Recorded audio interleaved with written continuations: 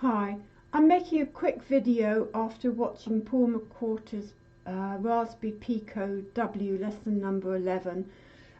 It was to control an LED with a potentiometer, and he did his first solution that was just to direct the value of the potentiometer was used for the value of the LED, but as he pointed out, you couldn't see the difference in brightness as at the very high values, because the difference of between 1 and 2 is visible, but the difference between 65,030 and 65,031 you wouldn't actually see.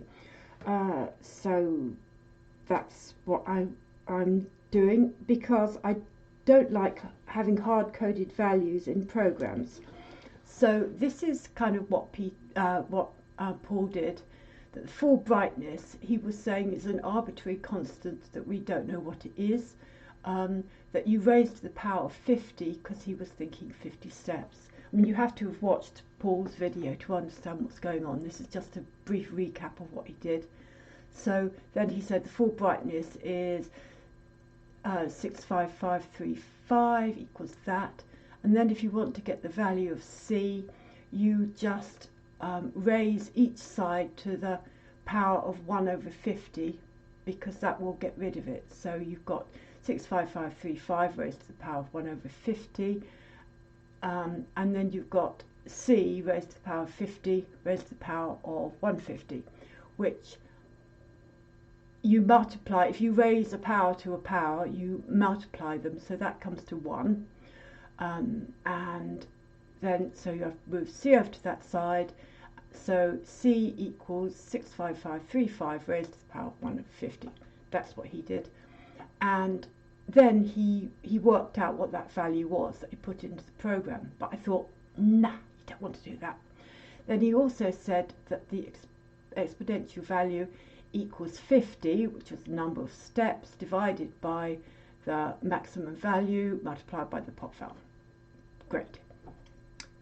Then the brightness equals this constant that he worked out as 1.24 something or other, but I've left it as the long-winded bit, the constant raised to the x value. So I've just put in the values from there and there.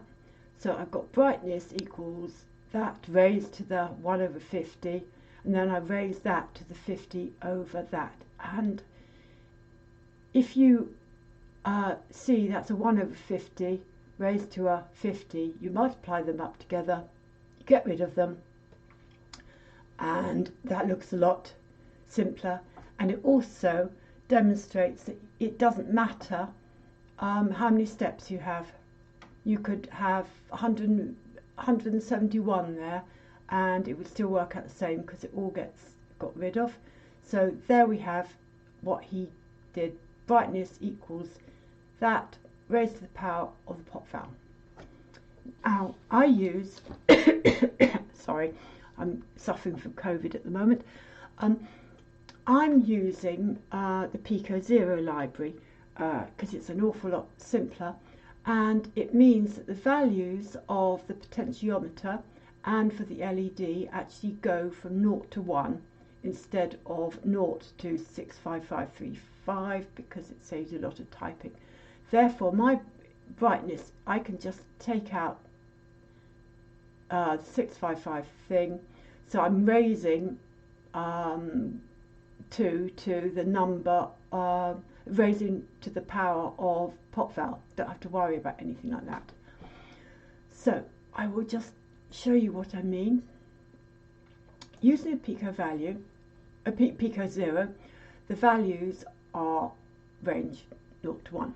So if the potentiometer value is 0, then the LED value also wants to be 0, and this can be achieved by taking the potentiometer value, taking 2 and raising it to the power of the potentiometer value and subtracting 1. Now if you look at that, 2 to the value of 0 is 1. 1 minus 1 is 0. Yep, that works well. Right, maximum value. If the pot value is 1, then the LED value is 2 raised to the power of 1, which is 2. Subtract 1 and you get 1. So that is great. So it works, and it works for all the values in between. I've written a little program that mimics what happens, and it just means that I start off I equals 0, and that is the pretending to be the potentiometer value, and then I've got the LED, which is 2 to the power of I minus 1, and then you add it on. I would have done a for loop for this. It's more intuitive to do a for loop rather than a while, but a for loop can only run on integers unless you use NumPy. Right, I will expand this just to show what happens, and this is a perfect use for plotter. Right, so I will run the program, and it's finished. It's got to nearly 1, and the blue line, you can see down here it says pot is blue, so the blue line starts at 0 and it goes straight line, and it goes nearly up to 1. That's due to floating point rounding errors and everything. And then you have the LED value, and it starts off at 0 and it goes up more gradually, and then as you go on further it curves up. So the slope up here is greater, and that means that you will be able to discern the difference in brightness more easily when it's full on.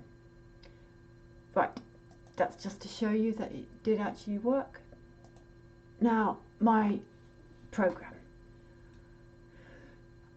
I've written a very simple one to show what happens. No, that isn't it. This is my very simple program to show what happens, and as you can see it's an awful lot more simple than using machine import, pin and LED and everything. So I've just got LED on 18, pot on pin 28, and I've just got the while true loop. So it's just that the LED value is 2 raised to the value of the pot value minus 1, which is what my previous program was mimicking. So if we run this, right, you can see that's turned right down. Now the problem with this is that the potentiometer doesn't actually go right down to 0, which means that unless you do a bit of jiggery pokery, the LED doesn't go down to 0. But anyway, we'll turn it up, turn it up, turn it up, turn it up. Now even when it's getting to the absolute maximum, which is now, you could actually tell that it's changing a bit, which is what the whole point of using exponential values. So we will go Control C out of there. Now this is my next program, and this is exactly the same, only I calibrate the potentiometer in the beginning. So when I first start the program, I'll start running it, and it says turn it right down to the left, which it is. Press enter. Right, and now we're ready to go. So now it knows that if the value of the potentiometer is very low, it assumes it's 0. So if it's greater than equal to what I recorded as the minimum value, then it's the recorded value. But otherwise, if it's hardly worth noticing, I make it 0. So then, as before, the LED value equals 2 raised to the power of the pot value, minus 1. And we can see, turn it up, turn it up, turn it up, turn it down, turn it down, turn it down, and this time it will actually go right down and turn off. Then there we have it, Control C. This program was really to say that Paul didn't really need to do all the maths. I think he just did it to give us a bit of a challenge. But there's my program, there's my video.